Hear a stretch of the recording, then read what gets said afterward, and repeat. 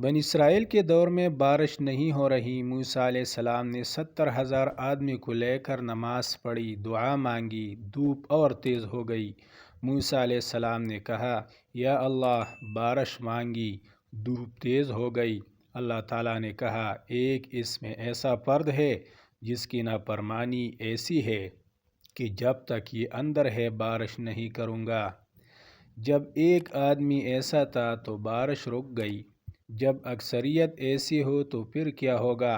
تو حضرت موسیٰ علیہ السلام نے کہا نکل جاؤ بھائی، جو ایسا آدمی ہے سارا مجمع محروم ہے، اس کی وجہ سے اس نے ادھر دیکھا ادھر دیکھا، جب کوئی نہ نکلا تو دل میں کہنے لگا اب اگر میں باہر نکلوں تو ذلیل ہو جاؤں، سب کو پتہ چل جائے گا، اگر میں کھڑا رہوں تو بارش نہیں ہوگی۔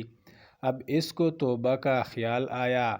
اب آپ دیکھ رہے میں یہ اصلی توبہ نہیں نقلی توبہ ہے، کیونکہ اللہ تعالیٰ کی محبت میں نہیں، عزت بچانے کے لیے ہے کہ میری عزت بچ جائے۔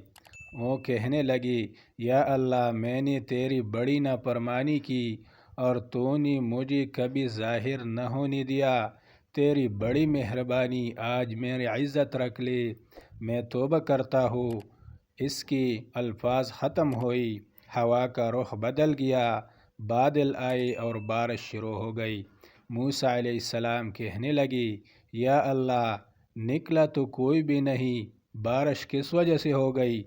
اللہ تعالیٰ نے کہا جس کی وجہ سے رکی تھی اس کی تو فیل ہو گئی، اتنی جلدی بھی کوئی صلح کرتا ہے؟ 40 سال کی دشمنی ایک لفظ پہ کوئی معاف کرتا ہے؟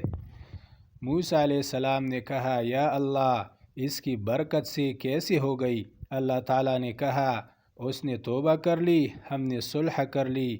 کہا یا اللہ کون ہے؟ اللہ تعالیٰ نے کہا جب نافرمان تھا کسی کو نہیں بتایا، جب توبہ کر لی تو اب کیسے بتاؤ؟ تو میں کہتا ہوں چغلی نہ کھاؤ، خود میں چغلی کھاؤ، میں جانوں میرا بندہ جانے۔